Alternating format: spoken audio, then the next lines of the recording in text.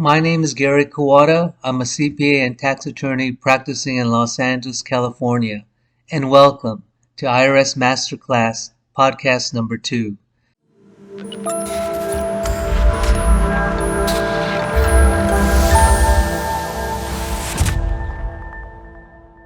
Many of my clients want to know why their income tax return was selected for examination. Income tax returns are rarely randomly selected for examination or by chance. There's almost always a reason why, out of the millions of returns that are filed with the Service Center each year, that a certain taxpayer's return was singled out and selected for examination. The point being is that audits other than National Research Project line-by-line audits don't occur in a vacuum. There is always a triggering event. So let's find out what they are. IRS DIF score. When you or your accountant files your return with the IRS Service Center, a computer program assigns a discriminant information function or DIF score, DIF. The higher the DIF score, the more potential adjustments the return contains based on the line entries and the amounts reported on the face of the return. The higher the DIF score, the higher the chances the return will be selected for audit. What information is the DIF score based on? Well, no one really knows for sure because it's a highly guarded IRS secret. However, after more than 40 years of experience, it appears to me that the score is based on historical information the IRS compiles from thousands of previously audited tax returns that revealed certain issues, deductions, and patterns of income and expenses that the IRS knows historically leads to adjustments. For example, gambling loss deductions offsetting gambling winnings probably is a deduction that creates a higher DIF score because so many of these returns claiming a gambling loss are audited.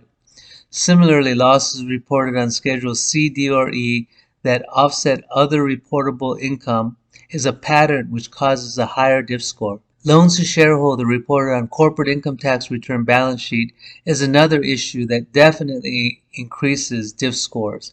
The experience and the data obtained from thousands of audits informs the IRS that certain entries and deductions claimed on the income tax returns increases the chance that the return contains errors and omissions that will generate additional tax revenues and may identify pockets of non-compliance. So what are the other triggers that cause a return to be audited? Informants. Be careful who has access to your confidential financial information. My experience from representing hundreds of taxpayers is that a tax case often blows up from the inside out. What I mean by that is in addition to the DIF score, tax returns are selected for audit based on third-party information provided by informants and a variety of other sources. The IRS actually encourages people to come forward with information on tax sheets. The IRS whistleblower program provides for financial incentives to whistleblowers who provide tangible evidence that leads to the collection of tax that otherwise the IRS would not have discovered. In a recent case, a whistleblower provided the IRS with a map of the floor plan of a taxpayer's business that revealed where the taxpayer stored his double set of books and the location of the safe where the unreported cash was stored. In addition to high DIF scores and informants, financial institutions provide information to the IRS that can lead to the selection of a tax return for audit. Financial institutions are required by law and their internal auditors to report suspicious banking activity to the Treasury Department. The form the banks file are called Suspicious Activity Reports or SARs. Other forms banks file are Currency Transaction Reports, also called CTRs, that are required to be reported by banks when taxpayers deposit cash in excess of $10,000 or make deposits of cash for less than $10,000, but in a series of cash deposits below the reportable threshold. For example, cash deposits of $9,900 as an attempt to prevent a bank from filing a CTR. Form 1099-K is filed by merchant credit card companies like Visa and MasterCard is also third-party information